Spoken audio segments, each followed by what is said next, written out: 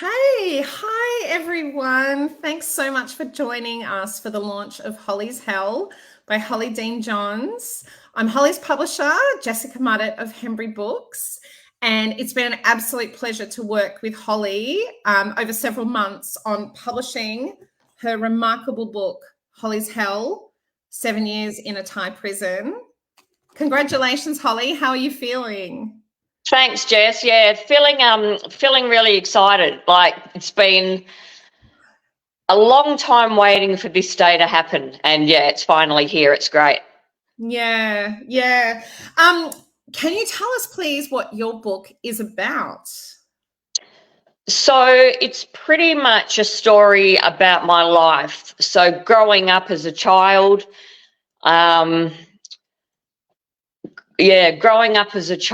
and then encountering many different scenarios within the household. My father drank a lot. He was very abusive to my mother. They separated. My mother got with another man who was a heroin addict. We didn't even know what drugs were until Mum met that guy. And then slowly she went into that lifestyle as well.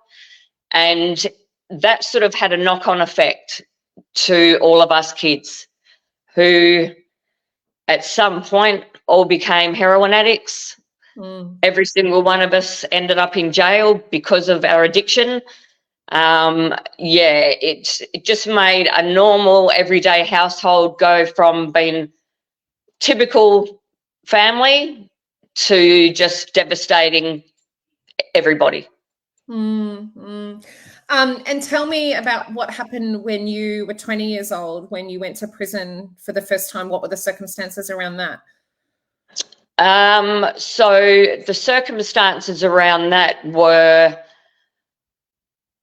I was helping a couple of people organise a heroin deal, pretty much. They ended up getting arrested at Perth Airport coming back from Thailand. When they were asked what was going on, they said that they were bringing it back for me, which wasn't true. But anyway, I was involved in it. I was found guilty of 3 charges, which led me to have to serve 5 years in prison at that time. Okay. And then take us forward to the year 2000 when you were arrested in Bangkok. How did you feel the moment that you were arrested? Devastated. Shocked. I think I was probably in shock. Look, being arrested in Bangkok was on a whole different level to being arrested here in Australia. There's just no comparison. I knew straight away that I would be going to prison for a very long time. I knew that. There was no getting out of it. I wouldn't get bail. I was going straight in. So that was really scary because a Thai prison and an Australian prison are 2 totally different places. Look, I was scared because I had no idea what I'd be walking into. And of course, the language barrier from the beginning, no one around you is speaking English anymore, and it all concerns the rest of your life, potentially, even potentially the end of your life, and you don't understand those conversations. It was horrible. I can't even describe how horrible it was not being able to understand what was going on around me. When I got to the actual prison after being in lockup for a month, there was one person that could speak English, and it was horrible. I was taken up to the first cell I was to go into. I was pushed in. I'm looking around. I'm looking at any foreigners. Oh, sorry, we've just had a little delay. Sorry, Holly, you were saying that you were pushed around? No, I was pushed into the cell. The door was closed. Yeah. I'm looking around trying to find foreign faces. There wasn't any. I said, does anyone here speak English? And one chick said, yeah, me. And I was like, oh, thank God for that. I sat down and started talking to her, and she let me sort of know what to expect. And why, you spent 7.5 years in a Thai prison, you came back to Australia, you did a further 5. So you spent a total of 17 years in prison for drugs crimes, because we should say in Bangkok it was a charge. You were attempting to post heroin to yourself in a calendar, and it was a small amount, and some heroin was also found in your apartment. But this became in total, you've done 17 years for crimes relating to heroin. Why did you feel that it was important to share your story with the world by writing a book? I thought it was important because I want people to know that my story, my life, could be anyone's life. It could be anyone's story. I grew up in a very wealthy family. My parents had a lot of money. My first memory was going to an all-girls school, Perth College. That's one of the most prestigious schools here. I had every opportunity handed to me. And just through life circumstances, things just changed.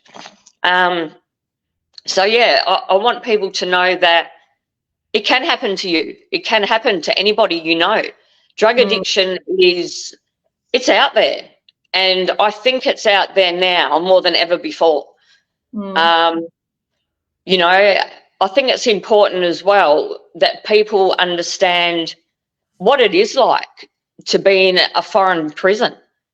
You're not just being punished for your crime.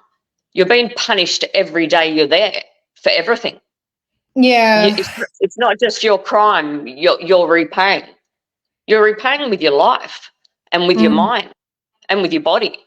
Yeah, the conditions that you describe in the book are just out of this world. Really, it's sort of beyond imagination.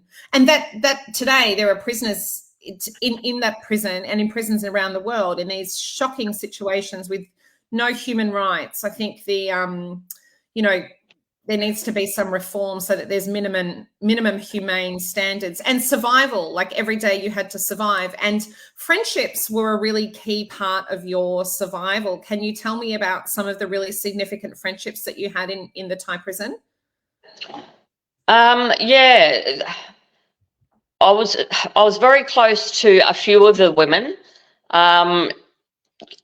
half being like other foreigners, the other half being my Thai friends, who I refer to as my family. When you're in prison and you're surrounded by the same people every day, 24 hours a day, you form very strong friendships and bonds. It's all about helping each other in there. You help each other in any way you can, because life is so extremely hard. Helping each other is a way of getting through. Just everything in there is a struggle. There's nothing in there that's easy.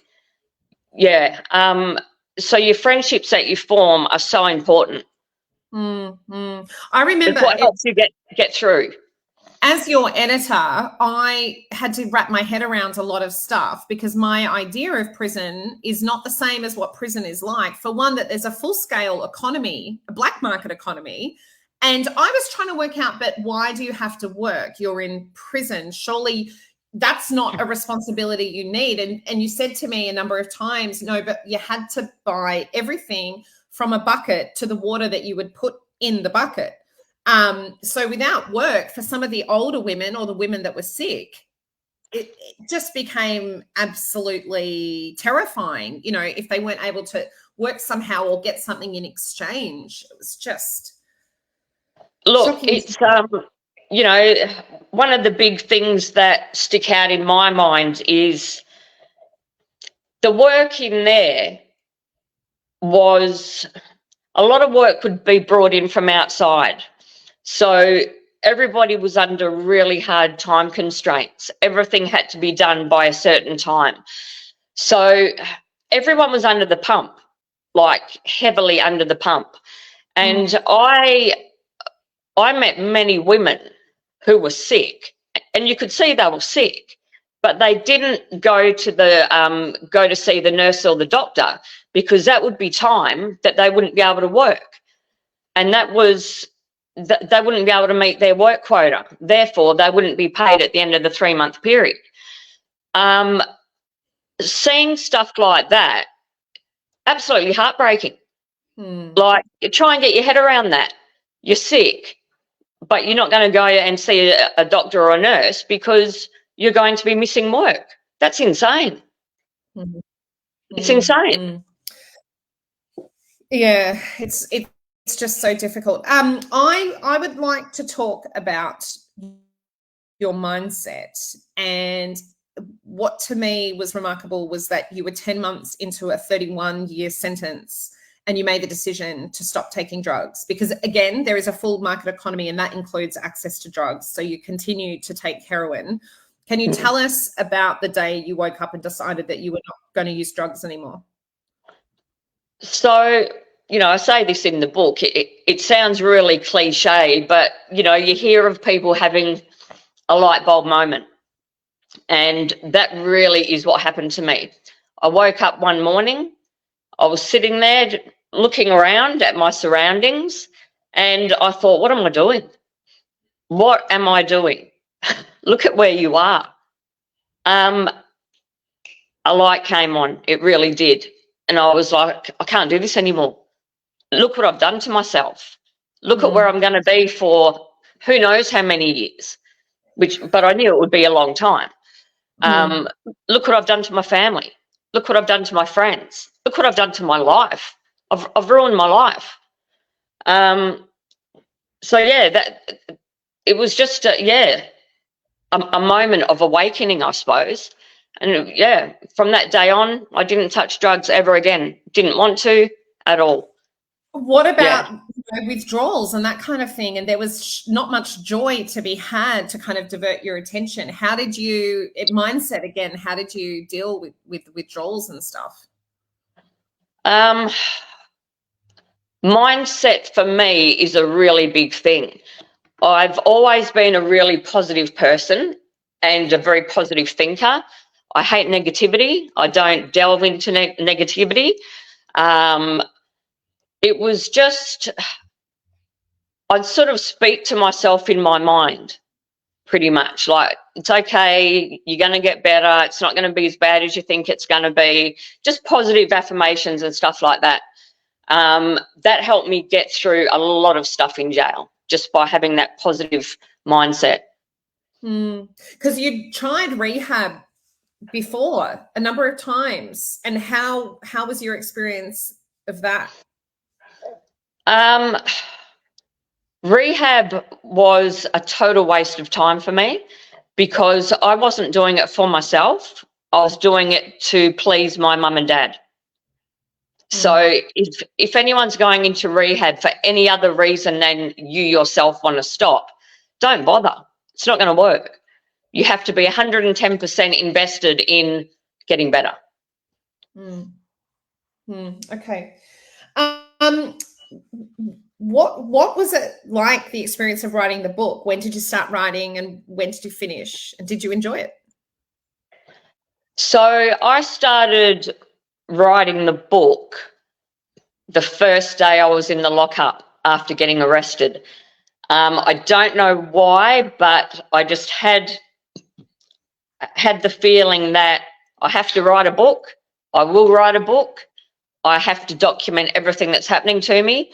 So yeah, from that first day in the lockup, I started writing, and I continued writing in the Thai prison. Once I got back to Bandyup in Western Australia, I continued writing.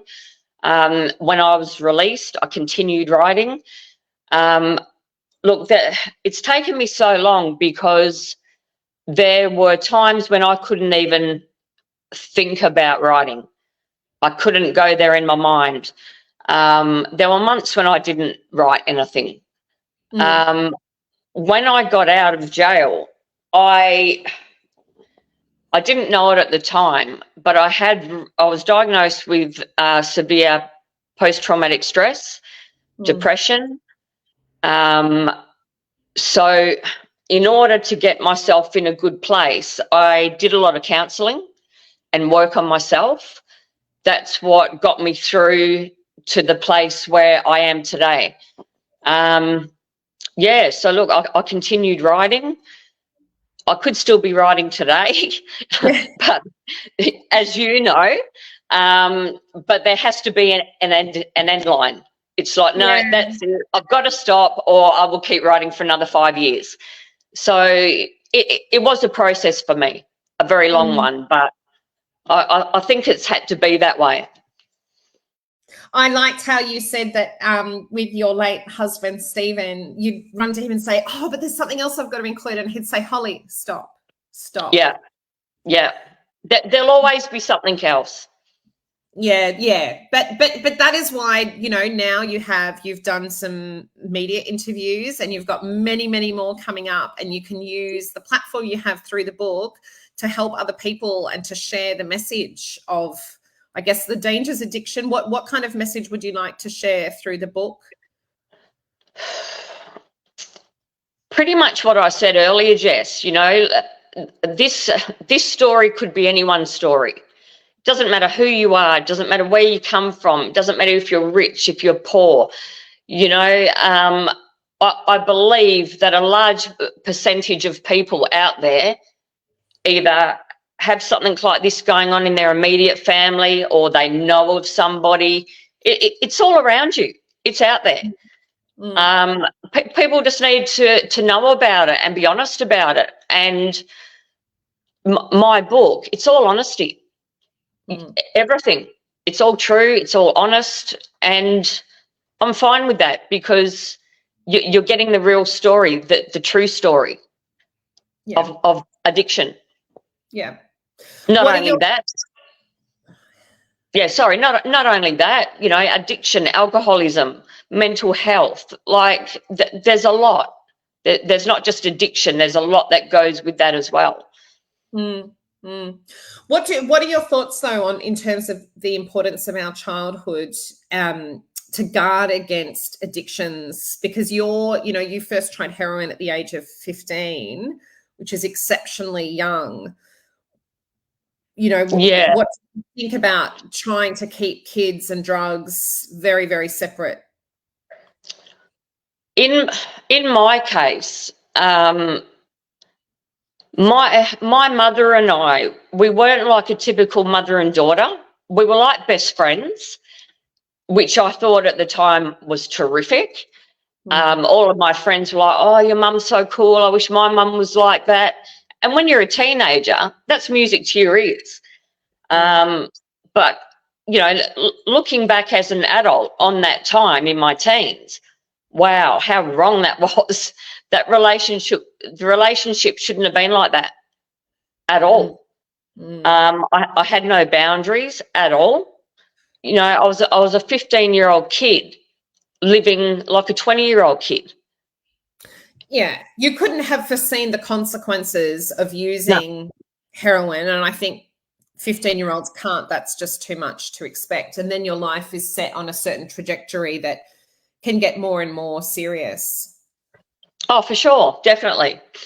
You know, I think a large part of growing up is making sure you have the right friends around you. That is huge. I mean, you know, if you're a teenager and you're hanging around people that are drinking or that are smoking or whatever it may be, you're going to mirror that behaviour. You want to fit in. You want to, do you know what I mean? No one wants to be an outcast or the person on the edge. Everyone wants to feel included. So I think that's a huge part of growing up as well. Like really look at who you're friends with. What are they doing? What are their goals? Do they have any? That sort of thing's huge. So without giving too much of the plot away, can you tell us about your life when you came out of the Thai prison and you went back to Bandiat prison in Perth? Can you tell us about the adjustment to going back to an Australian prison for another 5 years? The adjustment was quite weird at first. I found it really hard to sleep on a bed because it was so high off the floor. I'd get vertigo. Sleeping with a normal pillow, that was really strange as well. There were many nights I didn't sleep with a pillow because it felt too weird. Walking, I was put into a unit that's referred to as crisis care when I first got back. I questioned why I was being put in there. I wanted to go back into the normal mainstream population. But I think the powers that be in the prison were a bit worried about how I would adjust or how I was mentally. So, yeah, that's why I was kept in that unit. In Thailand, you're not permitted to walk in any of the buildings with shoes on. So when I was in Bandia, I just automatically got up, started walking around with no shoes. And I remember one of the screws saying, "What are you doing?" And I'm like, "What do you mean, what am I doing?" "Go and put shoes on." I was like, "Oh, yeah, okay." Just really silly things like that took getting used to because you haven't lived a normal life for so long. Things are already embedded in you. Yeah. In your book, one of the chapters, the chapter title I love, Jeans Please, where you talk about, you're going back to Australia and you get Stephen to send you a pair of jeans for the flight to wear, and you describe putting them on and you hadn't worn any tight clothing for 7.5 years, just all these kinds of things. You didn't know what size you would be, or, the material was different because you were tell us about what you were wearing, just the prison uniform. So it was a long skirt that came down to the ground. I used to always pull it up and tuck it into my knickers so I could walk properly. Otherwise, it sort of inhibited your movement quite a lot. Whenever I was seen doing this, I would be told, "Take your skirt out." Silly things like that. The shirt you wore was a very baggy shirt. So I hadn't worn anything, fitting for 7.5 years. So it did feel weird to put on jeans, to put on anything that actually fit me. Shoes. I hadn't worn shoes for 7.5 years. So, yeah, just little things like that. Yeah, wow. But I mean, you learned Thai, you learned to speak Thai fluently. And again, that was something you had to adjust to because you kept peppering your English words with Thai, right, for a long time? Oh, yeah, when I came back, yeah. Yeah, I'd be talking to somebody and then all of a sudden I was throwing Thai words in there. Yeah, just things like that. That took a while to get out of me as well. Speaking broken English as well. I'd sometimes revert into that. Yeah, it was strange. It took a bit of getting used to. How many foreigners were in the prison with you most of the time? Just a handful, right? In the first section that I went into, there wasn't many of us at all. Yeah, just a handful. And then in the other section where the sentenced prisoners were housed, there was a lot of foreigners. Like that section, that was the section to be in because, yeah, you had all your own people around you. And can you tell us a bit about Stephen, who he's a really central person. The book is dedicated to your late husband, Stephen. Can you tell us about meeting him and how, your relationship endured these long periods of separation? Yeah, so Stephen and I met when I was 15, 16. I knew straight away that I liked this guy. We sort of started dating pretty much straight away. Yeah, and from then, we always came back to each other. Like, if he went to prison or I went to prison, when we both get out, we just reunite again and start off our life. That was how it always was with us. We knew that we were going to be together forever. He was my soulmate. He really was. He knew me better than I know myself. We're both very different, and I think that's why we worked so well. Yeah. And you wrote letters to each other in prison, didn't you? Did that really sustain you to get a letter from him? Oh, definitely. It was great to get a letter from anybody, pretty much. The day that all of us foreigners lived for was a Saturday, because that's when our mail day was. That was always our highlight of the week. You know, you'd see everybody waiting, have I got a letter? And, the smiles on people's faces. It meant everything. It got your head out of where you were just for a few minutes. Writing to somebody in that situation. People don't understand how much that helps. Like, it's huge. Yeah. It's huge.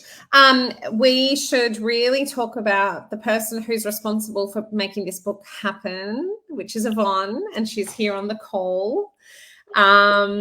I came into contact with Yvonne because when I lived in Myanmar, I did a story for the Myanmar Times on visiting prisoners. That is something that a tourist in Thailand could do at the time. You could bring some magazines, some food, have a talk to them. And so it was Yvonne at the Australian Embassy who I contacted, and you had been released from prison 6 months earlier. I went back to that email she sent me. She said there's no Australian prisoners at the moment, but she connected me with another female prisoner who I went and visited, and I wrote that article. I stayed in touch with Yvonne. You stayed in touch with Yvonne, and she was the light in your darkness, as you say in your book. And then in October, when I said on my Facebook page, I'm starting this new business and I want to help nonfiction authors publish their books,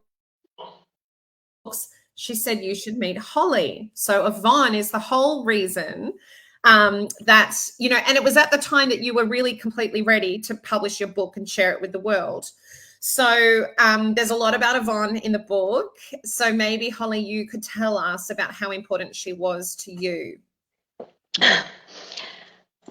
Yvonne, as I've said in the book, she was the light in all of our darkness. And at the time, I don't really think Yvonne really knew how much she meant to us. Yvonne and I ended up becoming good friends. We've stayed in touch up until today. When Yvonne is in Perth, we catch up for lunch, like we're friends. Yvonne was amazing in the role that she played where she was working for the embassy. She would come once a month, and I know for a fact we would have done her head in because we were quite demanding in the sense that Yvonne was the only one that could help us. Yvonne was the one who would buy food for us. Yvonne went above and beyond what her job really was. She really took us all on personally. She knew that we didn't really have anybody else. She knew that she was our person. And that for us, well, I won't speak for everybody, but that to me, it meant everything. I could rely on Yvonne. I knew that she would always be there for whatever I needed. If it was in her power to do so, I knew that she would. Yvonne was amazing. And when we knew that she was leaving, we were devastated, absolutely devastated, because we would be losing the one thing that was so important to us, not just for what she did for us, but as a friend, as a person. Yvonne was amazing, absolutely amazing. No one could fill her shoes. No one did fill her shoes. No one did. No. So thank you so much for being wonderful. Can you tell us about, it was nice to hear that there were other Australians who came and visited you. One of the chapters is called The Kindness of Strangers. Can you tell us about those people? I was really fortunate in the sense that I had quite a lot of visitors over the time I was there. Strangers, I'd never met these people. but they'd either contacted the embassy to see what prisoners were in prison there, or they had read about me in an article for whatever reason. I had many visitors that came just to say hello.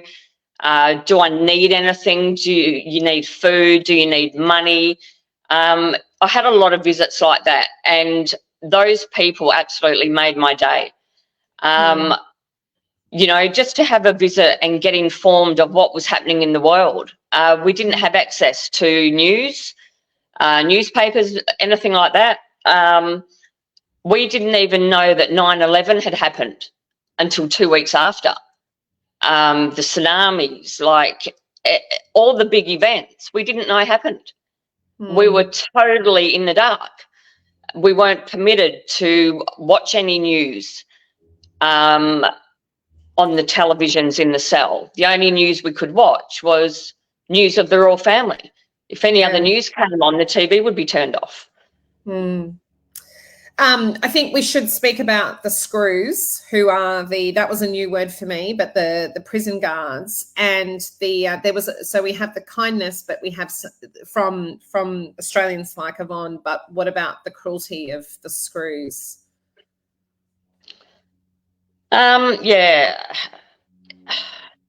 Really hard to witness some of the stuff I did. Being in that prison was all about being degraded, being humiliated, being punished, being hit, being sworn at. You weren't treated like a human being. You were treated like you're an animal. The things I saw were just horrible. You know, one thing that sticks out in my mind is there was a foreigner, and she obviously had mental health issues. She was informed one day by one of the screws to a few of the workers, go and grab her, bring her up onto a concrete area, which was in full view of everyone in the prison. She told them to tie her hands like that above her head. She was tied to a pole. Her feet were tied together. They abused her. They were making out like they were going to rape her. They were touching her breasts. It was disgusting. But that was a normal thing. A normal day. That was a normal day. All this was like extremely shocking to me when I first encountered these things. I was like, what's going on? Like, is somebody going to stop this? But that was just normal. It wasn't shocking to anybody anymore. And that's how I became as well. You become numb. You become indifferent. It's like, well, this is how it is. Well, and that's how you get post-traumatic stress disorder. Anyone in the circumstances would. How did you keep putting one foot in front of the other day after day? I just wanted to go home, and that's what got me through. You know, the friendships with the people I had in there was a huge part of it. It's all, your mental health is so fragile when you're in a place like that. So surrounding yourself with good people, that's going to help your mental health, and it did for me. I just kept thinking about going home. That's what got me through. I knew that it would happen. I didn't know when, but I knew it would eventually, and that's all I wanted, and that's all I focused on, was just getting home. Okay. And can you show us the tattoo that you have in memory of your friend Ong, and tell us about her? Here? Sorry? Your tattoo? Oh, for Stephen. You've got one for Ong and one for Stephen. You've got one for Stephen. Show us that one. That's in memory of Stephen. Oh, probably not it's a good photo. Can you see that? You can see half of it. Yeah. I got that in memory of Stephen. And as I have another tattoo on my thigh in memory of my Thai friend Ong. She was a very good friend of mine for many, many years. She died in there of AIDS. I watched her from being totally healthy to laying on a dirty floor, dying. That also was one of the hardest things that I've ever had to go through. Watching my friend die with no help. There was no medical help. There was no medicine. There was no duty of care. It was a case of she was put into a cell which was for the sick. So it was a case of the sick looking after the sick. There was one bed in there, and whenever you saw somebody on that bed, you knew that they're close to dying because no one ever went on that bed. You slept on the floor. So that was a really difficult thing for me to see, you know, and after she died, watching them come to get her, you know, one person's at the head, the other person's at her feet. They dropped her on the ground when they were carrying her. Then when they got to the ute, they swung her like 3 times like that, and then threw her into the pickup truck, and you heard the thud. That was devastating. Like, that's a person, that's my friend. Like, how do you treat somebody's body like that? Human life means nothing. Life there means nothing. And you carry that with you forever. And the other thing is that they would cover things up, this terrible treatment of prisoners, wouldn't they? Tell us about when a visitor came, a rare visitor, but someone from outside came. What did they do then? Yeah, so there were many times when important people would be coming through the prison for whatever reason. All of us foreigners, depending on who was coming, would either be taken into another section and kept there until they left, or if we were kept in the section they were going to, we would all be told to sit at the very back of the building so we weren't seen or heard, because it was it was very well known that foreigners are very outspoken. They will say things, they will tell the truth about things, and they didn't want this to happen. So whenever something big was happening like that with people coming in, it was insane. It was, paint got brought out, certain areas of buildings would be painted, all these pot plants, I don't know where they came from, but beautiful greenery was put around the jail, and it was like, wow, this looks amazing. Everything was on show, everything looked beautiful, everything looked normal. It was funny. As soon as these visitors left and the gates were closed, all these people just came out of nowhere. The plants were taken, I don't know where, never to be seen. Everything was pulled down or put back to how it was. So it went from looking like quite a nice place to the shithole that it was. Well, look, your book exposes a lot of things. They're going to be deeply uncomfortable with the truth that you're telling, and in such a compelling way. The words just speak for themselves in your book. There's, you know, it's very powerful. It's a very powerful book, and I'm really honoured to have been a part of it. And how would you feel about going back to Thailand? There is some discussions about whether that may happen. We can't reveal too much just yet, but there is a possibility. How do you think that would make you feel?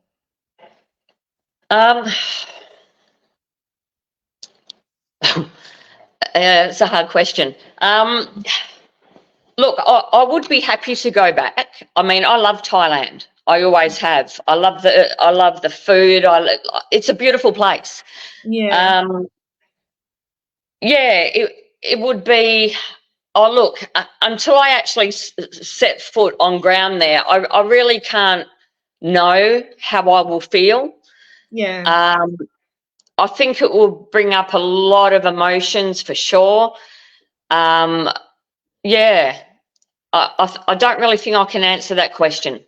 Sure. So just with the few minutes we've got left, why don't you just tell us about how life is nowadays, and what your hopes are for the future?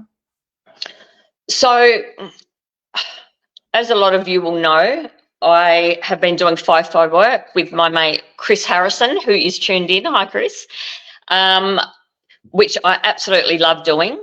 But my goal has always been to help people.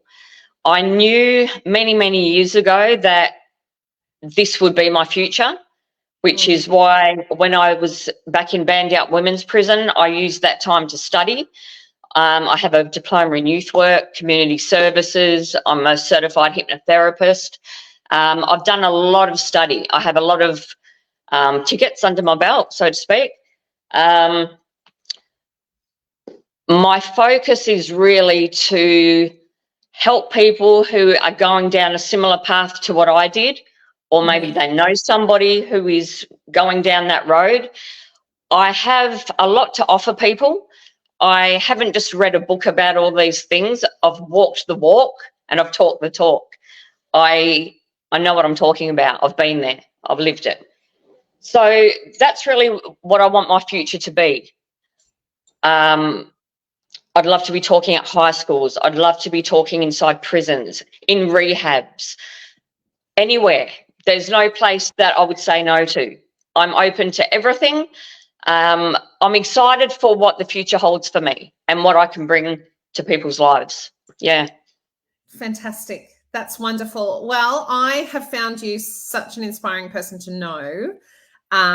You have definitely inspired me in so many ways, and I think readers will as well, while also being appalled at what you went through, and the severity of the punishment was just something I feel so sorry for, that you went through that. But this is a really happy time. Today is your official publication day. You're a published author. Amazon sales are looking good already. I just checked the time in New York and it's 8:40 p.m. So as in 3 hours and a bit, the paperback sales open on Amazon. So we would ask everyone and all retailers all around the world, you will be able to purchase Holly's book, and we would love for you to do that and to leave reviews or to make a little Instagram post of the cover would be really great. If you're in Sydney on the 19th of February, we've got Holly's in-person launch at Better Read Than Dead in Newtown.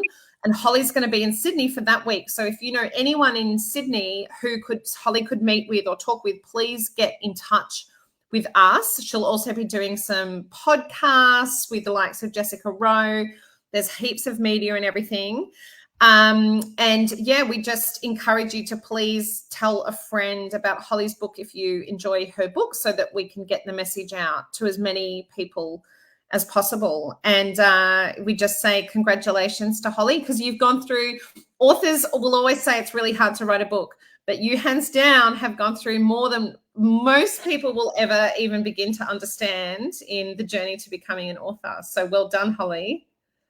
Thanks, Jess. I just want to say also that like a big thank you to you. I'm so happy how we were brought together. Like, this was just meant to be.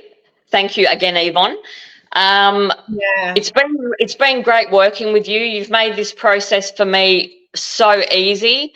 Yeah, I can't talk highly enough about how you've helped me. Like, you've been amazing.